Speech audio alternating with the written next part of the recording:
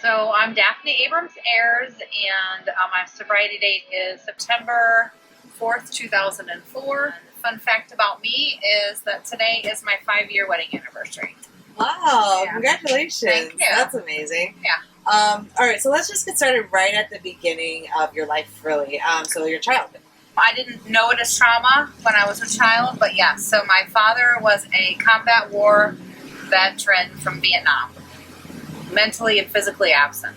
And I was raised by my stepmother because my mother was having her own emotional stuff, and although she's not an alcoholic or addict, she wasn't able to care for me. So she sent me to live with my father and my stepmother, and that was too much for my father, so he split.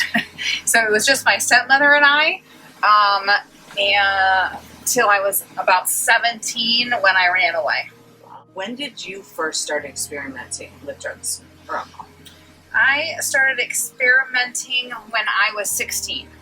So my stepmother did a good job of, I guess I call it hovering, right? I hated it at the time, but she kept me accountable. She knew where I was at all times and what I was doing at all times. And so I was not able to touch it. There was no access for me until I was 16 and I went to a party. Oh, wow. Okay. Yeah. So do you remember how it made you feel that when you were 16? Absolutely. It made me feel like I had found the missing part of me. You know, just like those behaviors that we have. My last 2 months of high school, I was suspended, out of school suspension. And they didn't really know what to do with me because I had like these really great grades and I did really well, but I couldn't behave myself. You know, I did. I started college right here in Akron U. Wow. They called this the zip strip, and it was loaded with bars. I had my first child. He's 29 now, and he was the cutest flippin' thing, and I loved him with all my heart.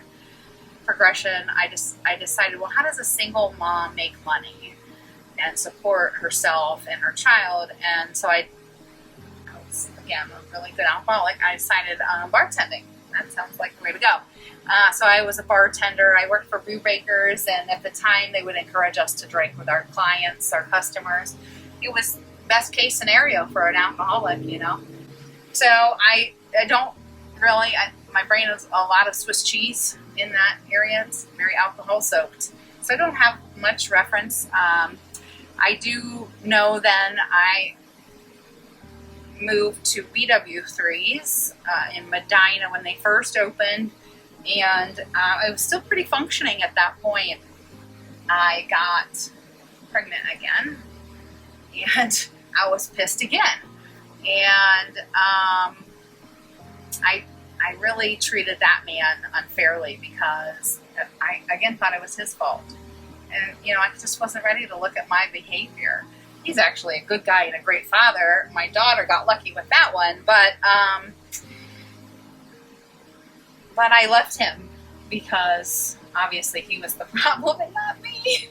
But I literally left my 2 kids now with him and went to live out here in Akron. No, I went to Wadsworth first. I went to Wadsworth first. It's actually very important because in Wadsworth, in an apartment that he was paying for, my second husband now,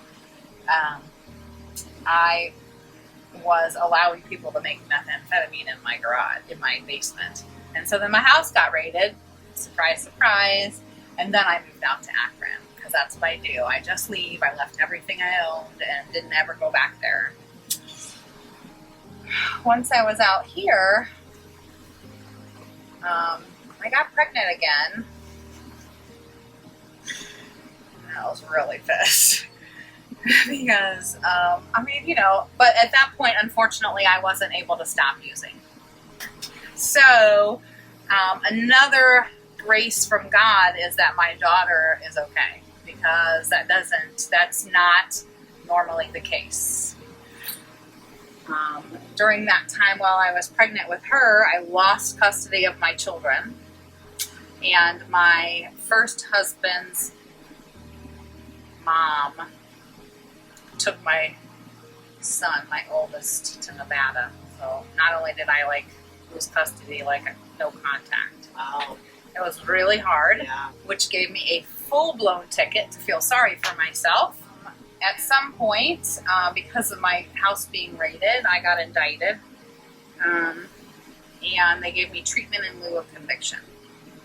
I had gotten so bad that I was the problem, and I was becoming aware that I was a problem. But I had this newborn, so I was a little scared, and so one of my friends took me to the battered women's shelter. And because because you can't tell anybody for 3 days, 72 hours or something, that you're in the battered women's shelter, that was the policy then, my PO then violated me, and then I ended up in jail for that violation. Yeah. So, of course, then it was my PO's fault, right? 'Cause I can't look at this. And then I lost custody of the baby. Imagine that. So she's in the custody of Summit County Children's Services, and my oldest is in Nevada, and my middle child is with her father. She's safe. And I cannot figure out why a nice girl like me keeps getting in trouble. You know, I just couldn't understand it. So that sobriety date I told you, I randomly picked because I was in jail. I have no idea really when the last time I had any alcohol or drugs, because I was so far gone. But I definitely know I was in jail and not using on that date. But yeah, so I had somebody say, hey, you want to go to this meeting, while I was in Medina County Jail. And whatever, I'll get out of my cell, you know? So I went there, and I still couldn't tell you anything that was said, but I remember thinking like that was the first time people understood me. Like I felt heard. I felt like I was home.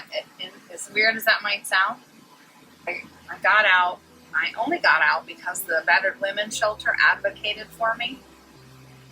I stayed at the battered women's shelter for 6 months, and for me, I absolutely needed that, because if I go back to that past trauma, I hated men. I mean, I hated them, and I didn't know how to be in a relationship. I didn't know how to be a mother. I really didn't know much except for how to make myself look pretty. So, and drink and do drugs. So that foundation at the battered women's shelter for me was pivotal. So what did you do getting out of the women's shelter? Where did you go? I had a friend, and so her and her small child, and me and my small child, which I got custody remanded back to me. My brother had actually come and got her from Kentucky, and he got the temporary custody, and then he gave it back to me once I was 6 months sober, which we had a discussion at about 10 years sober. He said was the hardest thing he ever had to do. I'm going to cry like talking about it, but to think that he loved this baby for 6 months and then had to like turn it over to somebody he knew had an alcohol and drug problem with no guarantees that I would stay sober. You know, we don't really think about like the damage we do to everybody that loves us, you know. That was rough. So that was a hard pill to swallow for sure. Yeah. I think there's two determining factors. So that this woman was tough, and I tried to stay away from her as much as possible, because she told it like it was. There wasn't any kind of like sugarcoating anything, and I remember thinking like I don't want anything to do with her. And so I'm going to these meetings. I'm listening to her. Something's resonating every time, obviously. And meanwhile, I'm going to other meetings in Wadsworth that there aren't many women. It was a lot of old timers, and it's where I learned, honestly, to be friends with men. I thought for sure they wanted something from me, these old men, these rotten bastards. I'm sure they want something. And they really didn't. And I didn't understand that, but they just, it sounds corny, but they loved me until I could understand that. And they would say, bring the kid.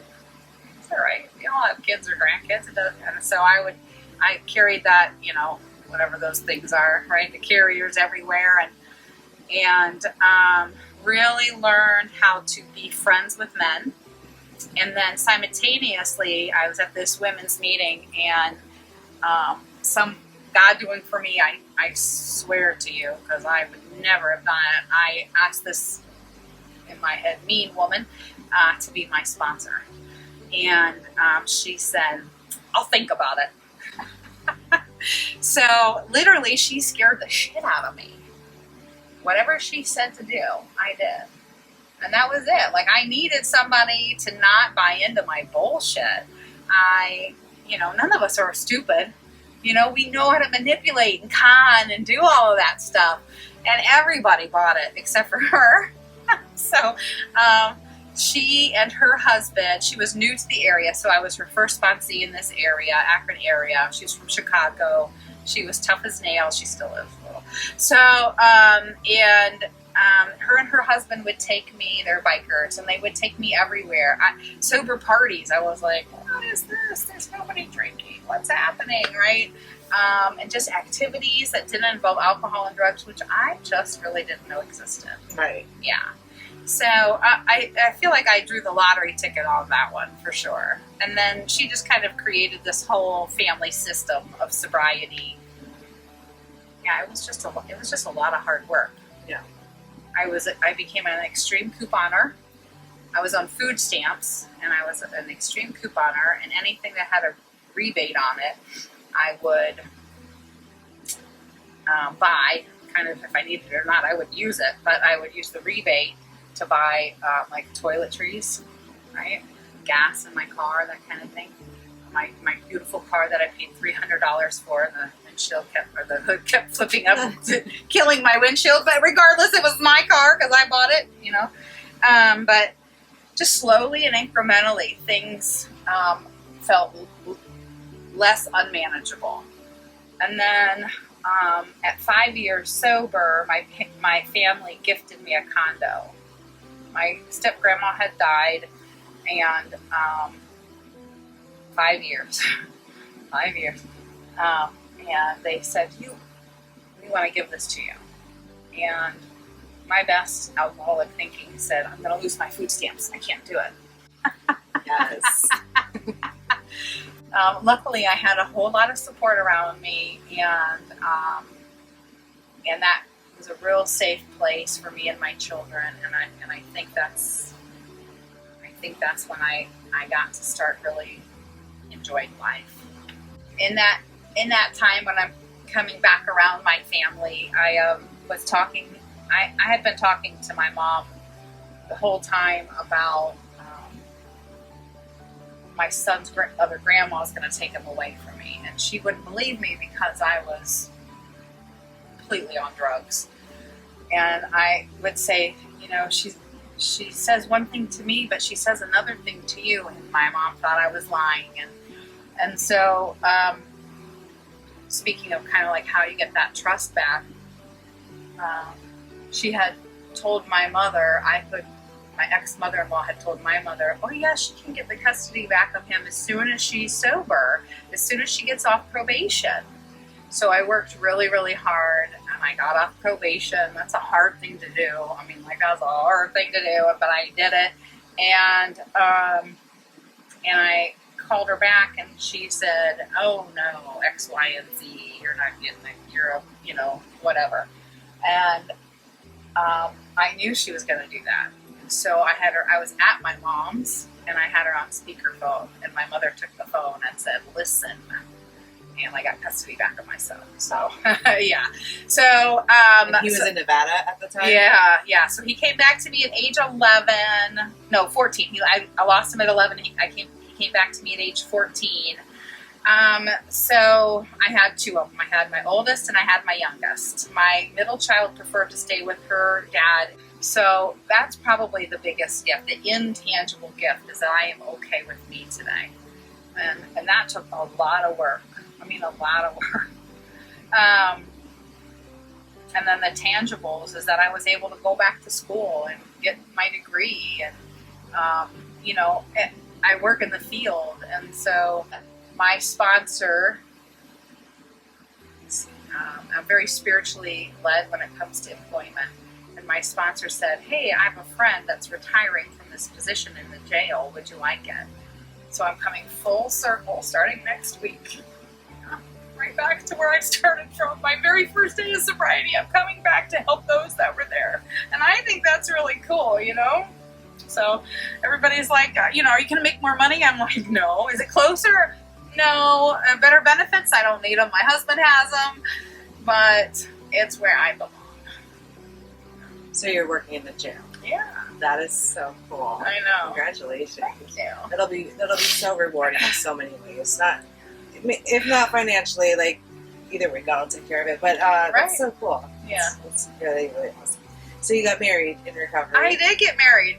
Yeah. So at some point in my recovery, the only man I was dating and didn't have a child with, I did live with. He was the only one I actually lived with. It's funny how things work out. It's really weird. And there he was. And his mom and his sister came up to me and they said, he's 3 years sober. And that was it. That was it. So, yeah. So, yeah, we were together right away and we've been together since 5 years. It's 5 years today. Yes. Yeah. That's so cool. Yeah. So what would you say your proudest accomplishment? I'm sure there are so many. What would you say your proudest accomplishment in sobriety has been? The fact that I just got this last one into college is like, I feel really accomplished and really happy that I'm going to be able to kind of live for me now. You know what I mean? Right. So it was recovery and my kids, right? And now I get to be, I don't know, I just get to be. Do you have any hopes or dreams for your future? Now that your kids are off to college. Yeah. I guess I do not.